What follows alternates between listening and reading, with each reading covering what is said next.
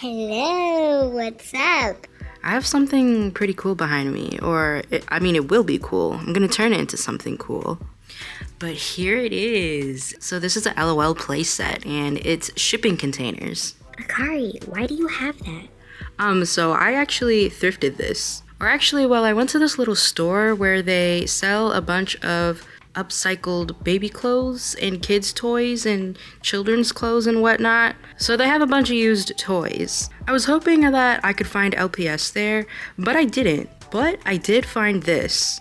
They actually had about 4 of these up on their shelves. And when I saw it, my creative brain was like, I could work with this. So I picked it up for $20. We're just gonna jump right in. I have some disposable gloves on because I get really grossed out and this is really dusty and nasty, which you probably can't see on camera. So let's go through this. I watched a review on this Clubhouse playset because I knew I was gonna miss something. And to my surprise, this actually rotates and whatnot. So this is me giving you an overview and also trying to figure this shit out. Took me a minute, but I sped through it for the sake of you guys. But I'm just gonna keep it like this for now so we can go through things that are inside, which I haven't looked at yet. Okay, so we're gonna start off going through the ground level. Now for scale, I have this little collie right here and it's a pretty decent size. So I think we're off to a good start. Alright, starting off, we have a skating ramp, which I don't use in this video, but I might end up using later. And then this table, which I'm not really a fan of, but I can make it work if I painted it. We have a telescope, and then another telescope, because low-key we're stalkers. And here's a pinball machine. And then next we have an arcade machine, which is really cute. I liked this one. And we have a gaming chair.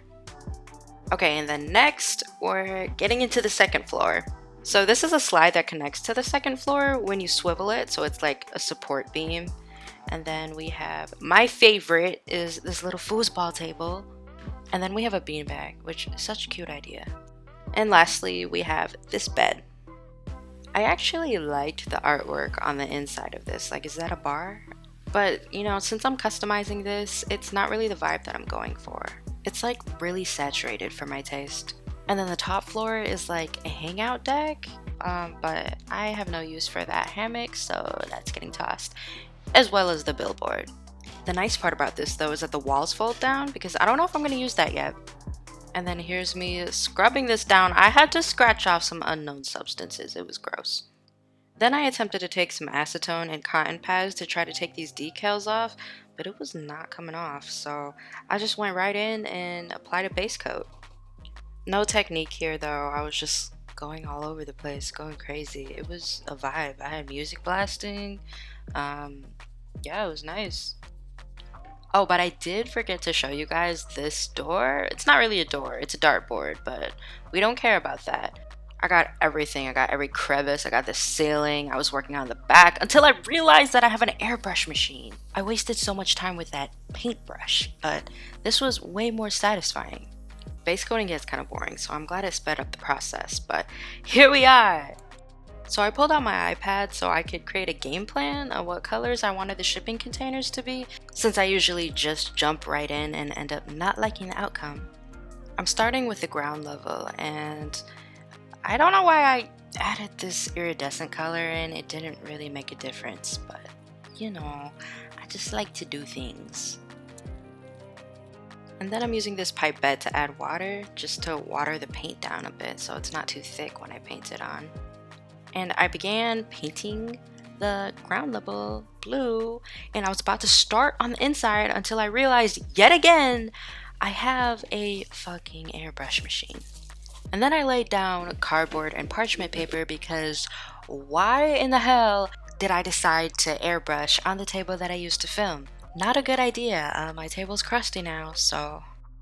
But this is me mixing paint, which is a baby poop green color for the second level. This color actually turned out pretty nice though, because I'm going for a rusty, worn down shipping container look, and the green just looked way better than the blue on the ground level. And then those paint drips happened on accident, but I turned out loving the way it looked. I ended up taking that leftover green paint and dusting the blue container so that it gave it a more aged look. It's pretty subtle, but I think it makes a little bit of a difference. And then I also dusted the inside a little bit, but I don't think I'll be using the inside very much. So I just left it at that. Then it was time for the fun part, which is decorating. I added these with the intention of turning them into reflective stickers, but I didn't go through with that.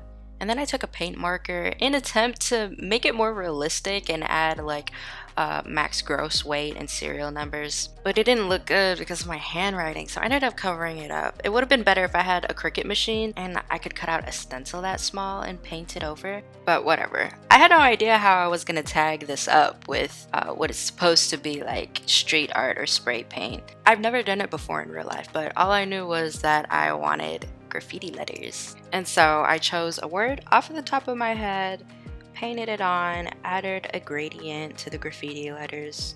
Colors chosen absolutely at random, by the way. I probably should have made a mood board because I think it would have turned out looking more of the way I wanted to, because I plan to use this in a series actually that I'm planning. The characters in my series needed a place to stay, and I was coming up with ideas like, do I want to do like a shack or a cabin or a hut? And so when I saw this playset on the shelf, I was like, that's it. That's the vibe that my series is going for. Like, the characters are basically misfits, and now they'll end up in a abandoned shipping container.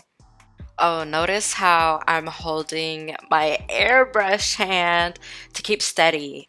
I tend to make a lot of mistakes when I'm painting, but I'll go back and fix it up. But with this gradient, I was like, no, fixing up a gradient is gonna be hell. I had to make sure that I was getting the black paint where it's supposed to be.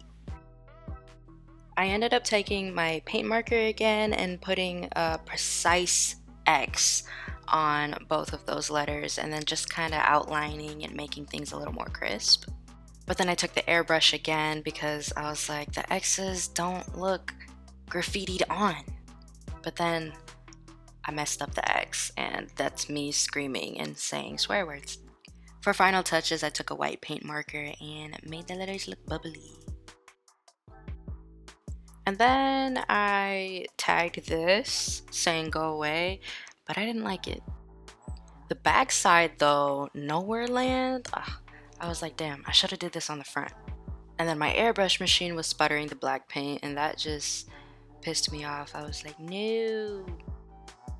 Going back to the front though, of course I had to tag my username. What? The black paint was pissing me off though. It wasn't coming out smooth, and I was like, no, just keep going. I didn't want to clean it out and fix the problem. I ended up just rigorously shaking my airbrush though, and it worked. I don't know what to tell you with this tag. Was this previously a trap house? Who knows? Anyway, I woke up at 4 in the morning the next day and I was ready to go. I found a sponge, cut it up, and kind of picked at it so I could use it to blot on the paint because I'm going for rust now. So I took rust-like colors like red, burnt oranges, browns, and just kind of dabbing it everywhere.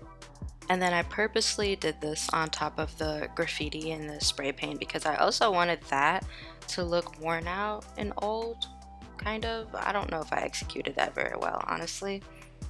But I purposely covered up the part where I wrote go away because I didn't like how it looked. And then I just lightly scrubbed the leftover paint that was on the sponge. I wasn't really satisfied with the way that it turned out, but I decided to spray varnish all over it because I didn't want to overdo it and make it look worse. This is the final result though. I'm not hating it, I'm just my own worst critic and I expected something different, but it's not bad, it's okay. I have to learn to let go of perfectionism. I'm pretty content with it now. Besides, when I film my series, it's not like this is going to be the star of the show. It's going to be very short clips and kind of a background object. It'll get the job done. I like it. When I feel like it, I'll probably go back and make adjustments. But if you would have done things differently, changed or added some things, let me know in the comments. Give me some ideas. If you're interested in any of the art supplies that I used in this video, I will pin them in the comments. But with that, we are finito. So thank you so much for watching. I hope it was kind of interesting watching this process happen. Okay, mwah. Love you. Bye.